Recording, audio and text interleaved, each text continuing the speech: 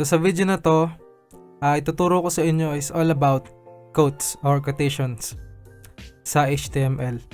So, para makapag-display kayo ng quote sa HTML, kailangan nyo lang yung tag na letter Q.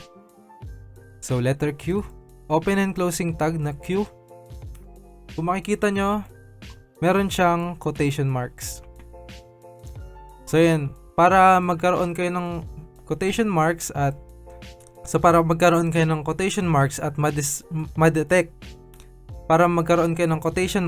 ma-detect ng HTML na quotes yung text nyo, kailangan lagyan nyo ng letter Q. So, isa pang example.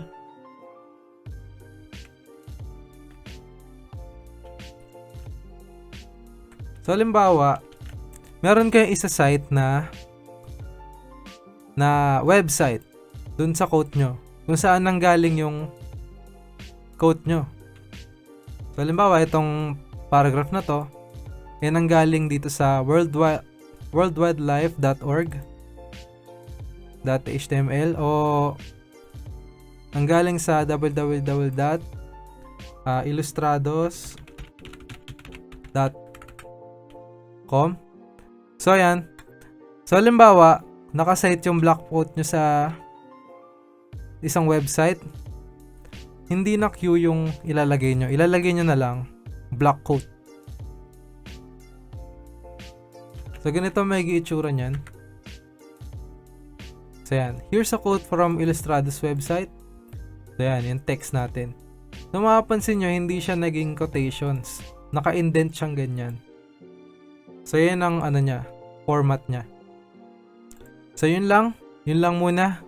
Yan lang ang matututunan natin dito.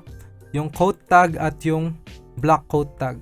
Mahalaga yan kasi meron sa mga article natin na kino-quote tayo, like testimonials and different articles from different websites.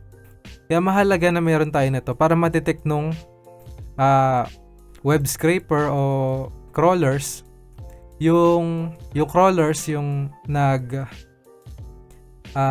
yung analytics natin na meron tayo sa loob ng HTML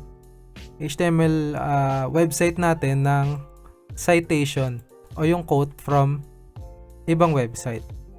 So yan, hanggang dyan muna. Kita-kita ulit sa next tutorial.